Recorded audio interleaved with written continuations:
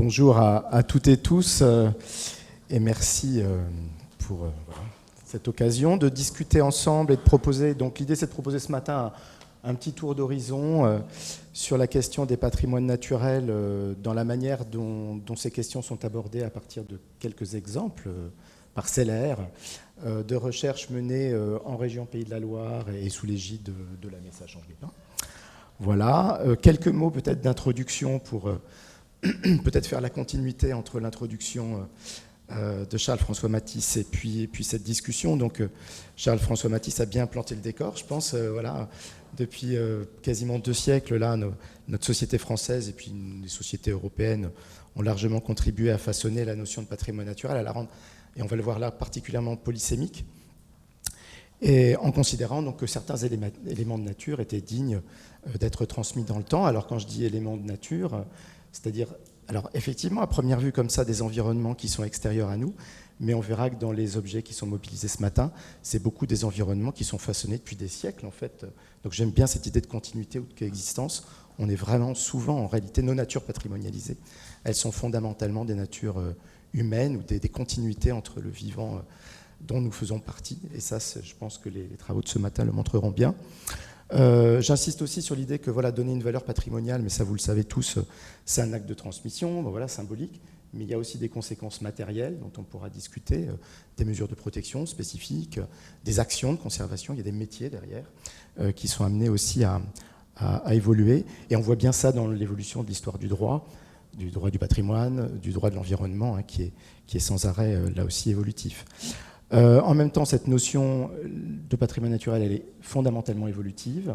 On pourra adresser peut-être même une discussion du futur, dépendant du regard du public, hein, citoyens, habitants des territoires, l'évolution des sciences naturelles, et de sa prise en charge politique, bien évidemment, à toutes les échelles, du local à l'échelle européenne. Et puis, nos sociétés, elles rencontrent des crises socio-économiques, crises environnementales, voilà, changement climatique, crise de la biodiversité. Et effectivement, ce sont des facteurs d'accélération de nos manières communes d'envisager la nature, souvent comme patrimoine. Donc, on vous propose un dialogue, finalement, ce matin, entre géographes et historiens. Voilà, c'est un dialogue fréquent, mais qui n'est pas toujours de coutume. Peut-être un tout petit tour de présentation les uns et les autres, avant de vous laisser la parole. Alors peut-être on peut commencer par Christian. Oui, je suis Christiane Orguina-Pavie, je suis historienne, maîtresse de conférences en histoire contemporaine à l'Université d'Angers, au laboratoire TEMOS. Il faut que j'en dise plus ou pas? Et je travaille sur l'histoire du végétal. Voilà. Bonjour, je suis Élodie Salin, donc géographe à l'Université du Mans, et je fais partie d'un programme qu'on va bien développé là sur le patrimoine naturel, j'en dis pas plus, et les paysages présentés par nos doctorantes et post-doctorantes. Donc Léa Pali, post-doctorante à l'Université du Mans et laboratoire ESO, géographe, donc plutôt en géographie de l'environnement. Et donc Louane Beaupuis, doctorante à l'Université de Nantes au laboratoire LETG, et je suis aussi géographe. Très bien. Et Vincent, peut-être tu peux te présenter. Ah oui, moi je ne me suis pas présenté, c'est vrai. Bon, je suis que le modérateur. Alors, géographe à l'Université du Mans et j'appartiens au laboratoire ESO. Donc je laisse la parole à Léa et Louane. Je crois que c'était la présentation qui était prévue en premier. Donc avant de commencer, je voulais remercier pour l'invitation donc à cette table ronde. Donc Léa Pali, je me suis présentée et je disais que je travaillais en géographie de l'environnement et j'ai fait une thèse sur le patrimoine de zones humides littorales en recontextualisant l'histoire de son paysage. Donc j'avais un tout petit pied dans l'histoire, mais pas plus. Et aujourd'hui, je vais vous présenter un projet de recherche sur lequel on travaille en fait avec Élodie, Vincent, Louane et moi, le projet et d'autres scientifiques aussi, le projet Rewrite, et vous parler de la trajectoire de patrimonialisation de l'estuaire de la Loire. Est-ce que vous pouvez passer, s'il vous plaît? Avant ça, pour un peu contextualiser le projet, je voulais mentionner très brièvement l'histoire des zones humides littorales, parce qu'on a parlé de l'histoire de la patrimonialisation de la nature, et je pense que c'est intéressant aussi de regarder quel type de milieu on protège. Et les zones humides littorales, c'est des milieux qui ont longtemps véhiculé des représentations négatives, parce qu'il y avait des maladies, on parlait de miasme dans les écrits que véhiculaient ces zones humides littorales, et donc le paludisme et d'autres maladies qui étaient véhiculées. Et il y avait vraiment une représentation négative à partir du moment où elles n'étaient pas valorisées. Et ces zones humides littorales dans l'histoire ont été par la suite asséchées, parfois pour des raisons hygiénistes, mais aussi pour gagner des terres agricoles, principalement en France, sur le littoral atlantique.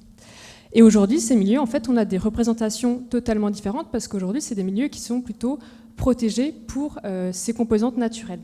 Et je pense que c'est intéressant d'avoir ces éléments-là en tête par rapport, quand on étudie le patrimoine naturel de ces milieux. Le patrimoine, pour un peu revenir à cette définition, mais qui a été très, très bien exposée, donc je ne vais pas non plus plus en parler, mais l'idée c'est qu'on va donner des valeurs à un héritage, ici que je dis socio-naturel, on verra par la suite pourquoi, qu'on va reconnaître, s'approprier. À partir de ce moment-là, on a un patrimoine naturel qui est approprié par des usagers et des gestionnaires. Et le projet Rewrite, en fait, il questionne ce patrimoine parce qu'avec les changements environnementaux actuels, le changement climatique, et notamment la montée du niveau des mers qui vient un peu bousculer cet héritage qu'on a protégé, eh ben on questionne en fait, est-ce qu'on a des nouveaux patrimoines qui vont émerger, et notamment avec les solutions fondées sur la nature et la notion de réensauvagement, qui sont des projets qui sont de plus en plus fréquents, notamment sur les littoraux atlantiques. Donc c'est un peu cette question-là, c'est-à-dire sur les zones humides littorales, comment le patrimoine se renouvelle-t-il dans le contexte des changements environnementaux à travers les opérations de solutions fondées sur la nature, et notamment le réensauvagement. C'est cette question qui est centrale au projet Rewrite. Et il y a des géographes, mais aussi il y a des écologues qui vont étudier les conséquences, des biologistes, les conséquences sur le milieu de ce type d'opération. Pour revenir très brièvement sur l'estuaire de la Loire, la patrimonialisation, alors je suis désolée, la frise elle est petite, mais elle a commencé très tôt. Je ne vais pas non plus rentrer dans le détail, mais le marais de la Brière, je vous montrerai une carte après, il a été protégé dès 1967 et cette protection n'a fait que s'accentuer par la suite, et notamment avec l'arrivée du Conservatoire du littoral dans les années 80 sur ce secteur qui a acquis les sites pour les mettre en protection. Et aujourd'hui, l'estuaire de la Loire est un site qui a de nombreux périmètres de protection qui se superposent et qui est très protégé. Est-ce que vous pouvez passer ? Par rapport à ce projet Rewrite, dans le cadre de mon postdoctorat et de ma thèse, moi je m'intéresse particulièrement à la géohistoire de l'estuaire de la Loire. Alors je ne vais pas non plus revenir dans la définition par manque de temps, mais je vais plutôt vous présenter le cas d'étude de la Loire, où en fait ici j'ai fait une carte où en fond on a en fait la carte des côtes de Bretagne qui a été faite dans les années 1776.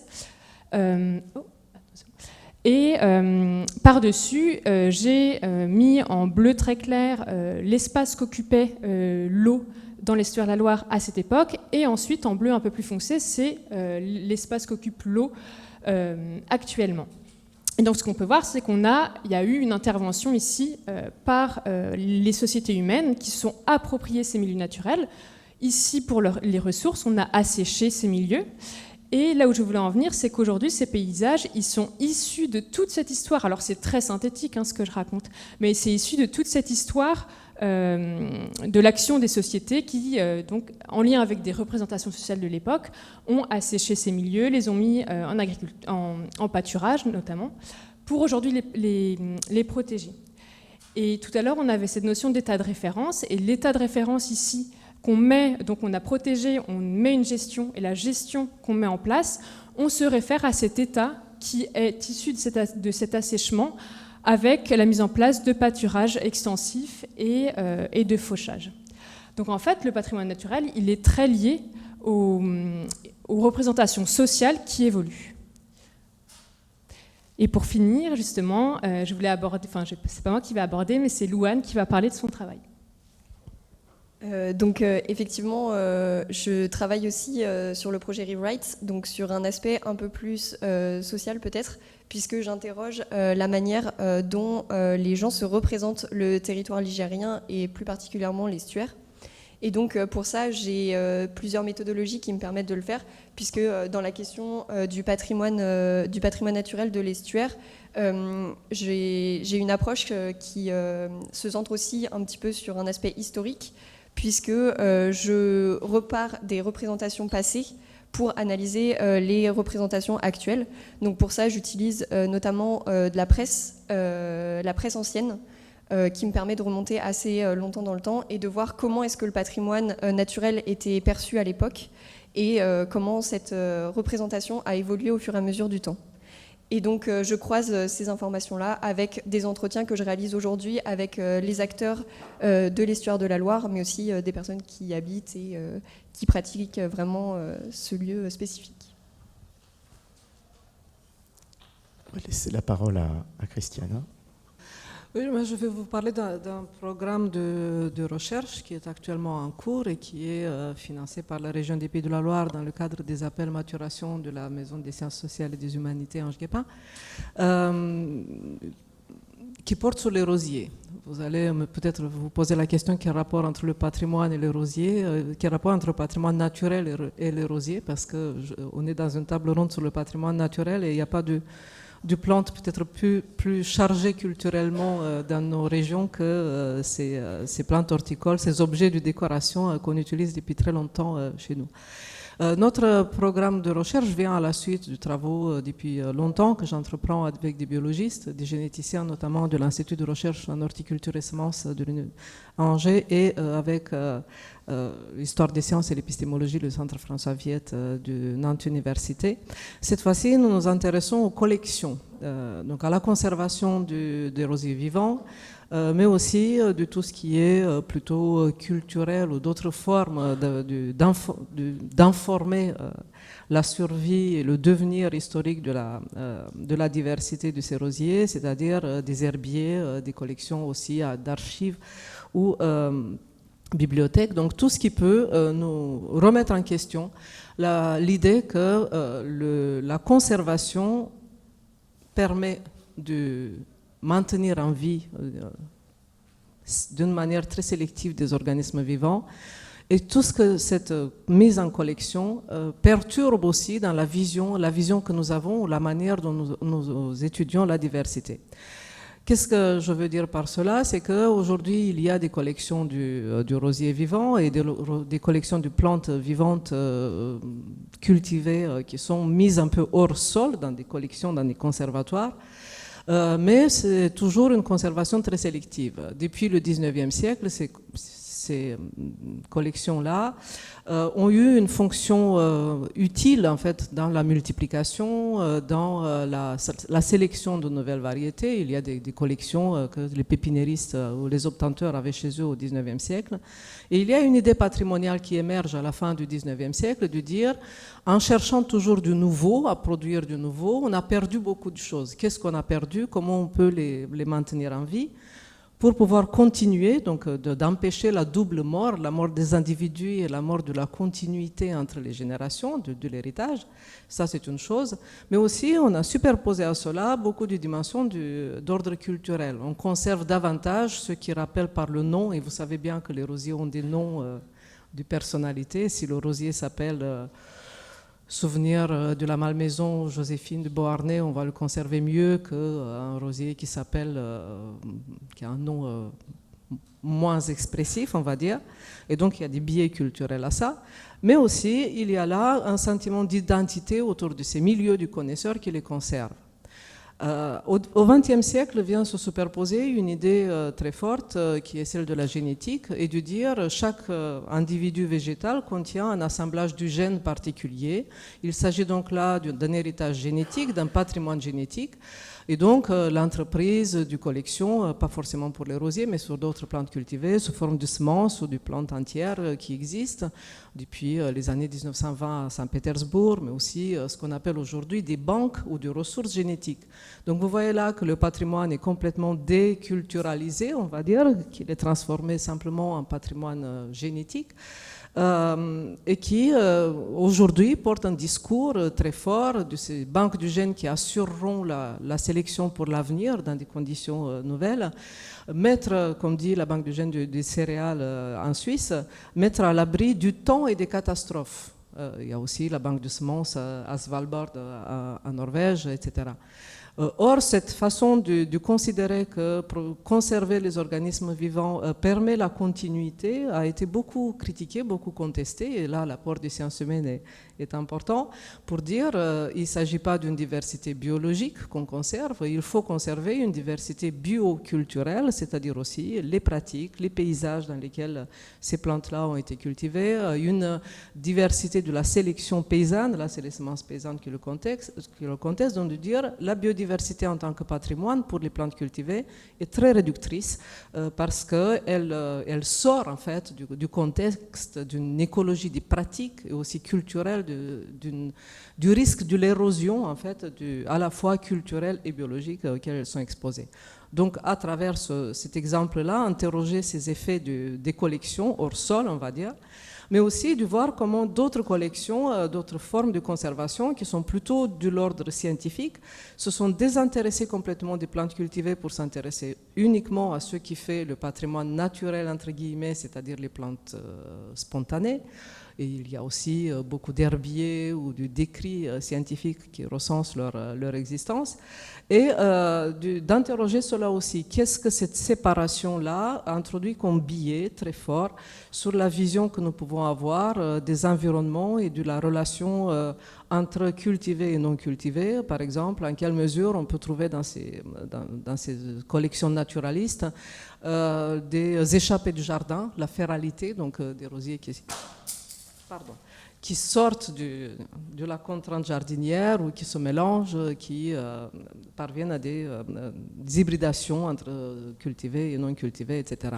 Et là aussi, c'est une façon d'interroger une autre dimension patrimoniale qui est cette fois-ci concentrée sur la biodiversité en général, pas cultivée, mais la biodiversité spontanée. Moi, je n'aime pas le mot sauvage pour ça, parce qu'il y a des espèces patrimoniales qui sont décidées par qui Charles-François nous a dit que c'était un conflit de légitimité, mais des espèces patrimoniales dans les rosiers. Rosa gallica, ça ne vous étonnera pas que c'est une espèce patrimoniale en France, d'abord parce qu'il est en train de disparaître, donc il y a la fragilité et la disparition qui entraînent cela, mais aussi parce qu'il y a symboliquement, il s'appelle gallica, donc c'est le rosier de France, voilà, et qui existe à l'état natif, on va dire, sauvage.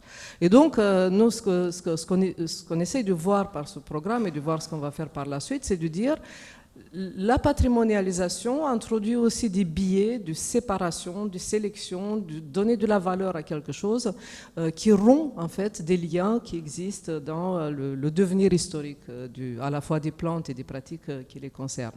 Et d'essayer de voir comment on peut éclairer mieux, questionner cela et voir qu'est-ce que ça dit en fait davantage sur la diversité, sur les relations avec les plantes. C'est un peu l'esprit dans lequel nous travaillons. Je n'ai pas dépassé les 4 minutes. Merci. Non, mais c'était riche. Peut-être une question pour prolonger la discussion engagée par Christiana ici, parce que finalement, quand on embrasse la notion de patrimoine naturel, on a affaire ici là à un patrimoine vivant, à des patrimoines largement hybrides. On a du mal à savoir s'ils sont complètement naturels ou complètement culturels. Enfin, tout dépendra de ce qu'on entend par nature.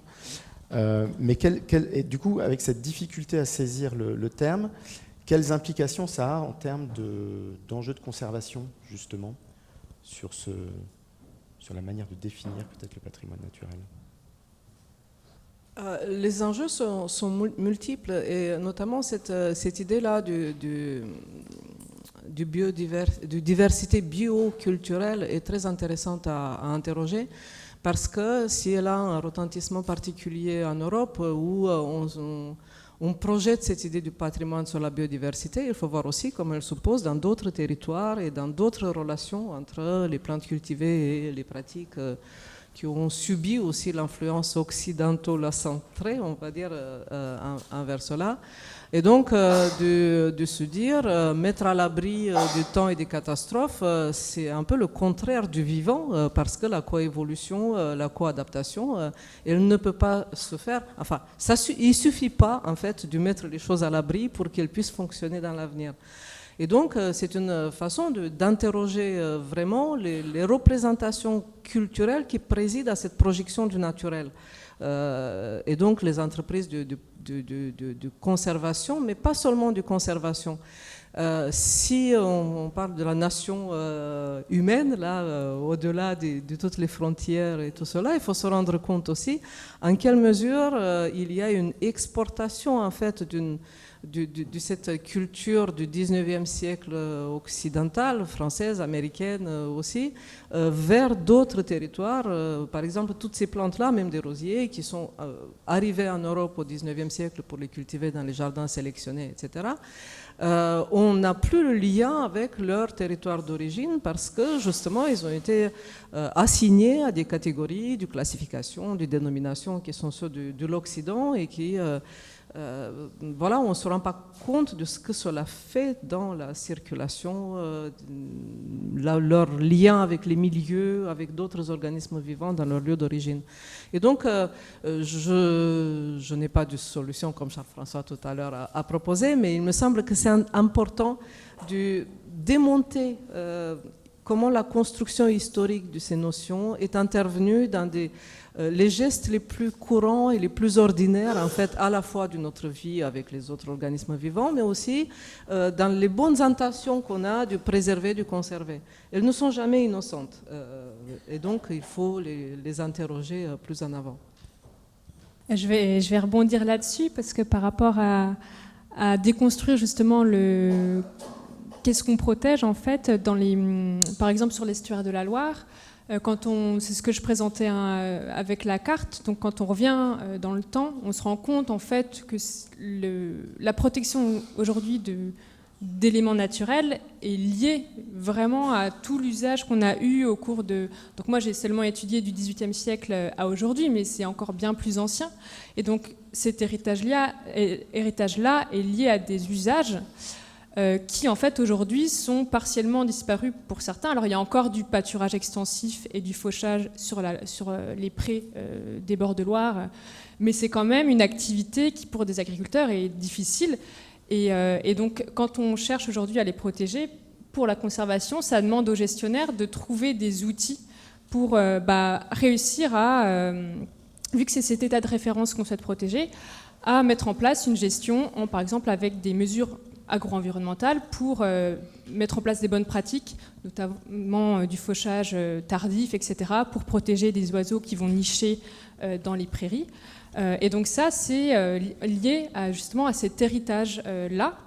Et effectivement, une limite du patrimoine qu'on pourrait aussi attribuer, c'est on met sous cloche ce patrimoine, cet héritage, et on met en place une gestion qui définit un état de référence qui est lié en fait à nos mémoires. Souvent, c'est autour des années 50. C'est une mémoire qui est liée aussi à l'affectif, aux mémoires des personnes. Enfin, en tout cas, quand j'avais fait des entretiens, c'était vraiment l'affectif que les personnes me racontaient, les personnes âgées.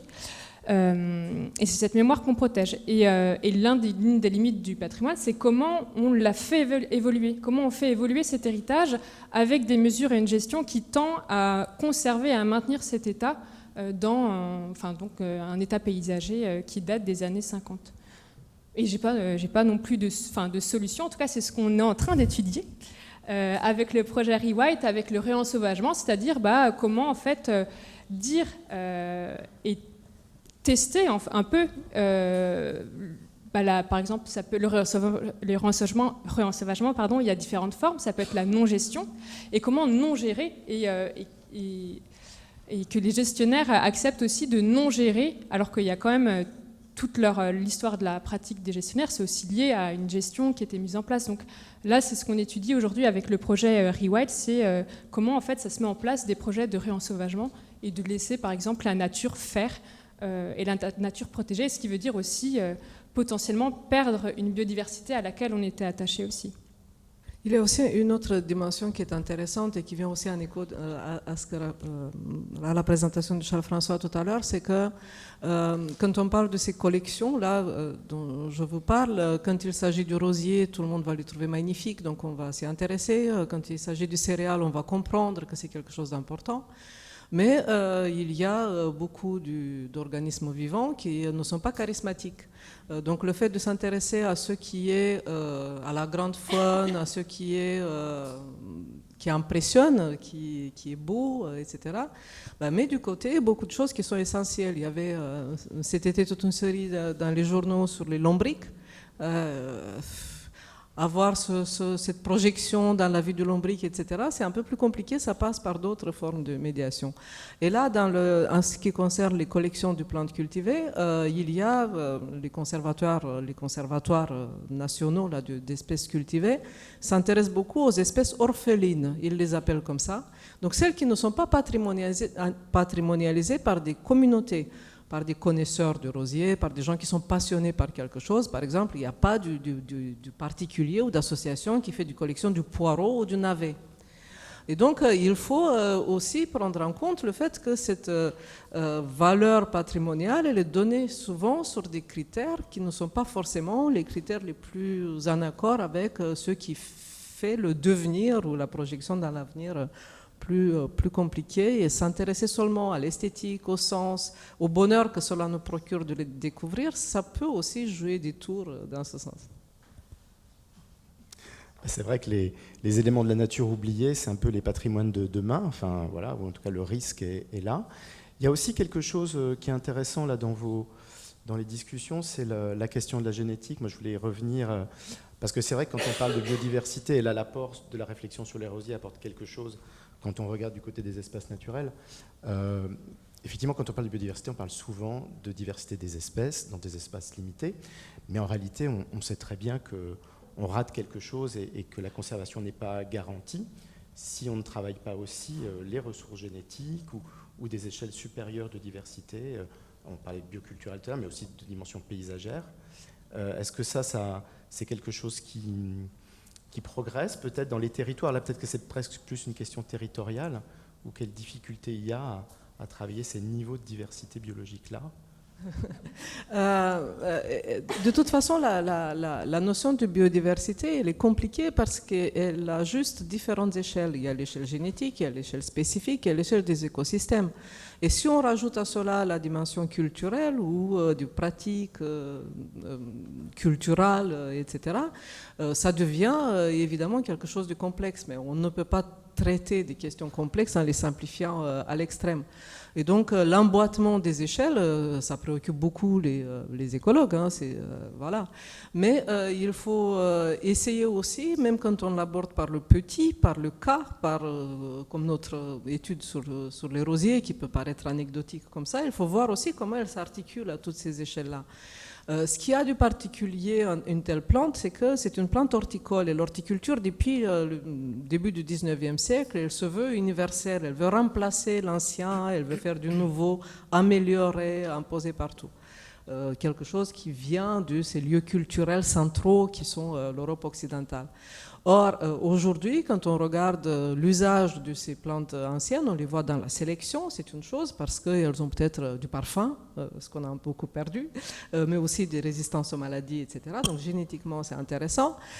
Mais on voit très bien que ce rapport à l'ancien, il porte aussi sur des valeurs autres, y compris la restauration du jardin historique, qui est une chose. Est-ce qu'on va mettre un rosier obtenu en 2005 dans un jardin qui se veut d'allure ancienne? Voilà. Mais aussi autre chose, c'est qu'aujourd'hui on se dit il faut planter du local. Le végétal local, c'est une marque de l'Office français de la biodiversité, elle existe. Qu'est-ce qui est local dans ces plantes horticoles? Et donc vous voyez que là on n'est plus du tout ni au niveau génétique ni au niveau spécifique, mais au niveau de la représentation culturelle et d'un jugement qui est non pas du valeur, mais de datation de quelque chose, où on peut être très bien impliqué dans des démarches très contemporaines et de voir qu'est-ce que dans l'écosystème d'une ville, une plante qui est native de ce territoire-là, depuis quand, comment elle a été introduite, etc. Donc ce n'est pas seulement en termes de biodiversité, mais en termes de réaction aujourd'hui aux grands défis qui se posent à la fois dans l'adaptation, mais aussi dans la projection dans l'avenir.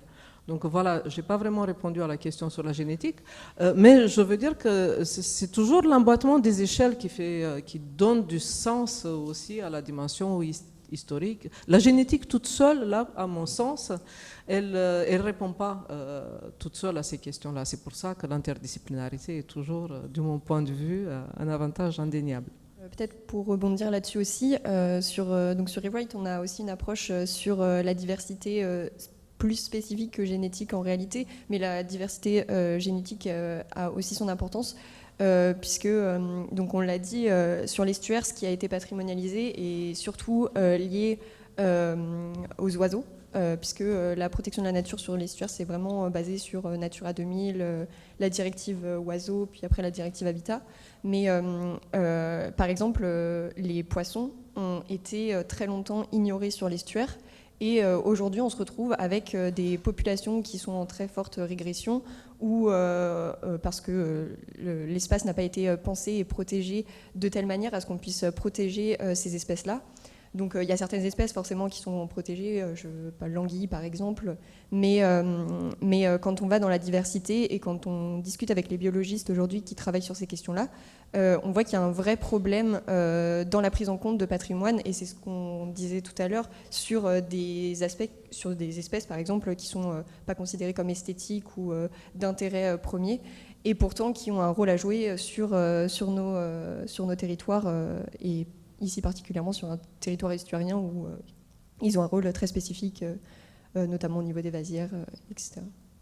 Donc oui, la diversité génétique a aussi un intérêt, et peut-être que c'est très sous-estimé dans l'analyse du patrimoine aujourd'hui.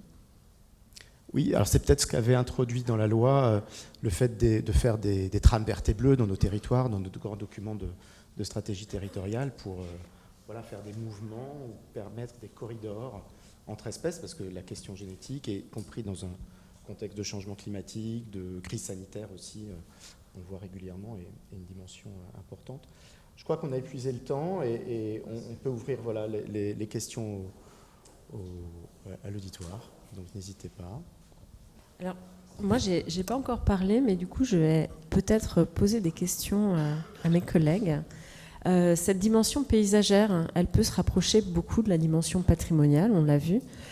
Comment vous faites pour appréhender justement l'évolution de ces paysages et essayer de comprendre à quel moment ils deviennent patrimoniaux dans le regard, et on en a parlé précédemment, dans le regard des artistes, mais pas que, dans le regard des gens aussi. De quelle manière vous arrivez à faire ça et avec quelle source en fait ? Peut-être pour commencer, la question du patrimoine, justement, elle questionne vraiment, puisque c'est souvent quelque chose qu'on va attribuer aux initiés, c'est les personnes qui travaillent dans ce domaine-là, etc. Mais quand on va à la rencontre des gens sur le territoire, on se rend compte que la définition du patrimoine, elle n'a rien à voir avec celle que nous, on peut avoir à premier lieu, et que ce qu'ils vont considérer, enfin ce qui va rentrer dans la définition de patrimonial par rapport à la manière dont nous, on l'a défini, ça n'a souvent pas grand-chose à voir.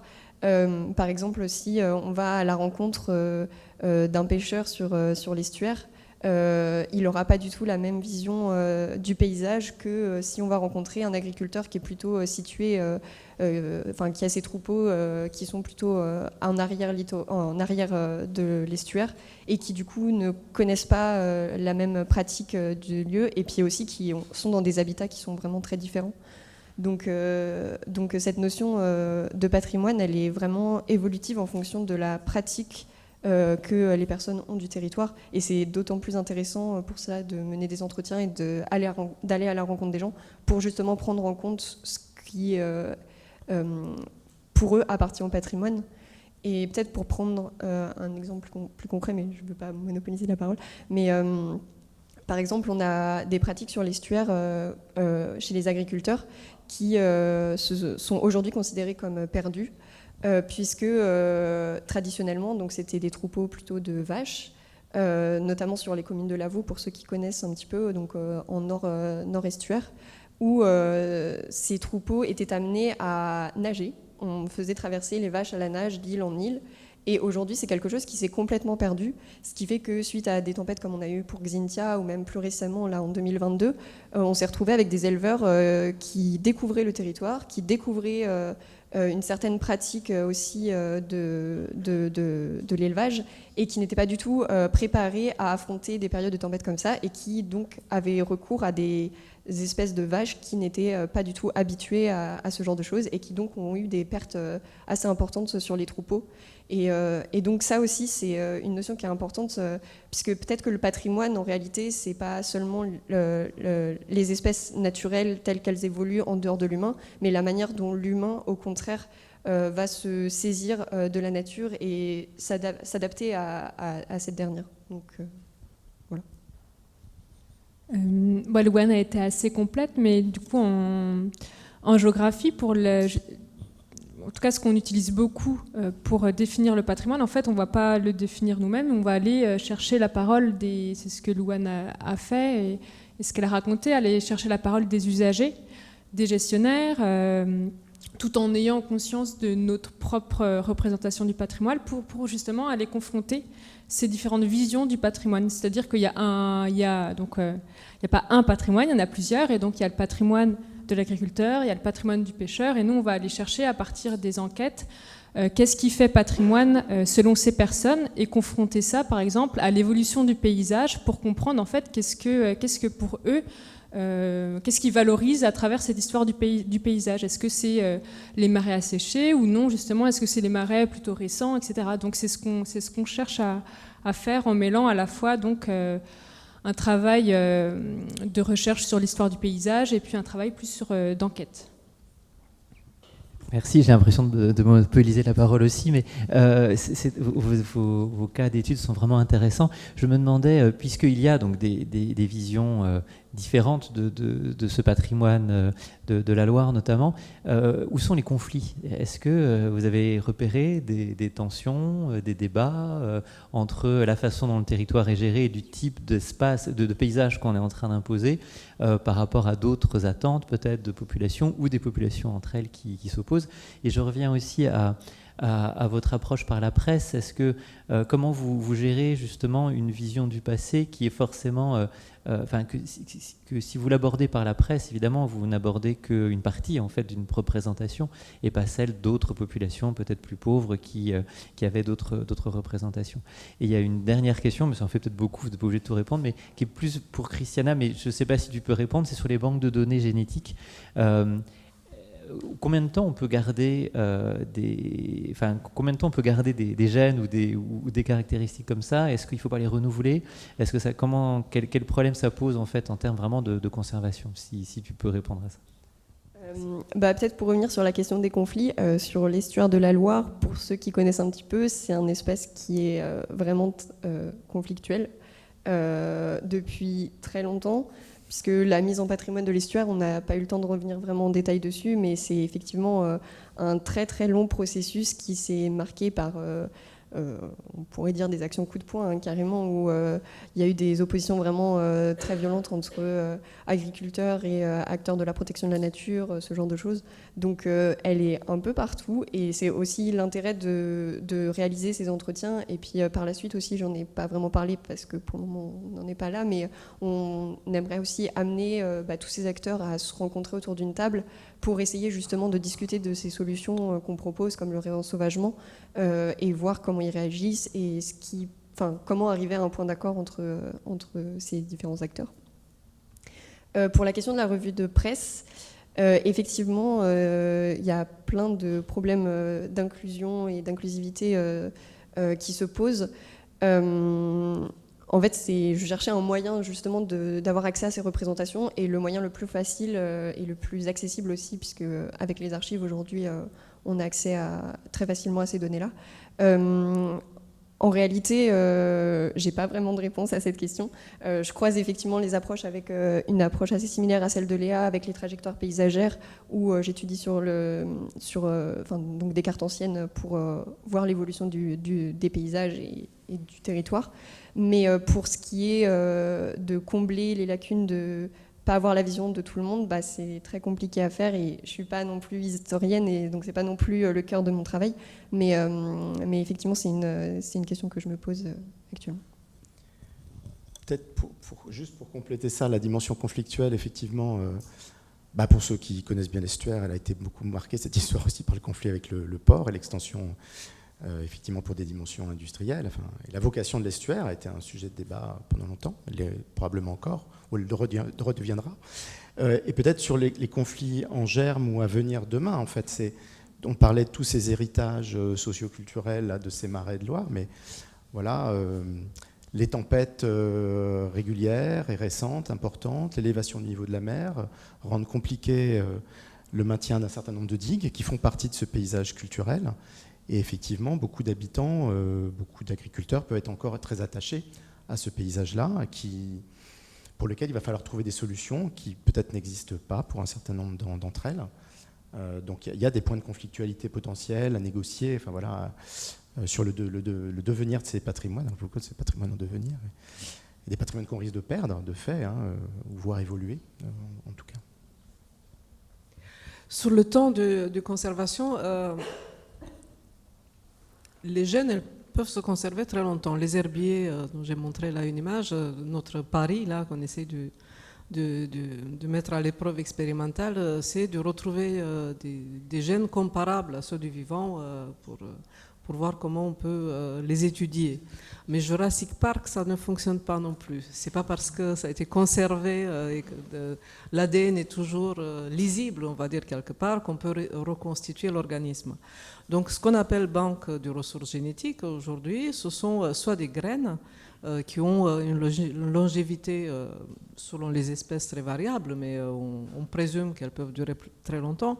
À Svalbard, en Suède, à condition que le lieu ne soit pas inondé, parce que l'humidité va détruire les graines, ce qui a été le cas avec le réchauffement climatique. On a fait le coffre-fort de l'humanité, l'Éden glacé, comme ça a été présenté quand ça a été inauguré, mais cette mise à l'abri, elle n'est jamais à l'abri de la catastrophe, donc c'est un peu compliqué. Donc ce qu'on considère aujourd'hui comme étant des banques, ça passe par le renouvellement périodique, et d'où la critique aussi de certaines associations, communautés qui disent qu'il ne faut pas le voir comme une banque, parce qu'à la banque, dans le coffre-fort, qui aura accès au coffre-fort en cas de catastrophe? Donc pour récupérer ce qui a été gardé là, ce n'est pas forcément toutes les populations de partout. Il faut, ça serait mieux de le voir, et ça c'est le modèle canadien ou de semences paysannes en France, sous forme de bibliothèque. C'est-à-dire qu'on les prend, on les cultive, on fait une sélection au fur et à mesure qui est dans des situations du sol, du climat, d'environnement qui sont évolutives aussi. Et donc on remet en bibliothèque périodiquement, et donc il y a une adaptation dans le temps qui se produit. Ce sont des modalités très différentes, parce qu'appeler banque une collection comme ça de graines, elle montre en même temps qu'il y a de la richesse, mais elle montre aussi que c'est un capital. Et donc il y a des conflits aussi qui sont non seulement de représentation, mais du pouvoir effectif inégalement distribué dans le monde. Donc la dimension terrestre, elle est toujours aussi inégale ou inéquitable, on va dire, de ce point de vue-là aussi. Puis c'est pas seulement parce qu'on a des vaches, il faut que la vache sache nager, c'est ça. Et donc ça dépend ce qu'on conserve, qu'est-ce qu'on considère comme important, ce qu'on considère comme obsolète à un moment donné. Est-ce que la démarche patrimoniale, elle vient justement se parer à ça, à notre quête du perfectionnement, d'amélioration, du progrès selon les impératifs du présent? Est-ce qu'elle peut compenser un peu ces pertes-là? Il y a aussi un autre rapport du patrimoine naturel avec la culture qui est très intéressant, c'est la manière dont les sites protégés pour des raisons culturelles diverses, les arènes d'art, enfin plein d'autres choses, conservent une biodiversité très riche avec des espèces qui n'existent pas ailleurs. Même les cimetières, qui sont des réservoirs de biodiversité très intéressants, justement parce qu'ils sont moins soumis à la mode, au changement, à l'aménagement, etc. Et là, c'est intéressant de voir à quel point les choses progressent de ce point de vue. Par exemple, tu montrais des hirondelles. À Versailles, il y a un programme de préservation des nids d'hirondelles hyper contraignant à chaque fois qu'il y a des travaux et puis plein de choses. Mais encore une fois, qui s'intéresse beaucoup aux espèces charismatiques et moins à d'autres. Mais bon, c'est très intéressant. Eh bien, merci aux intervenants et au public.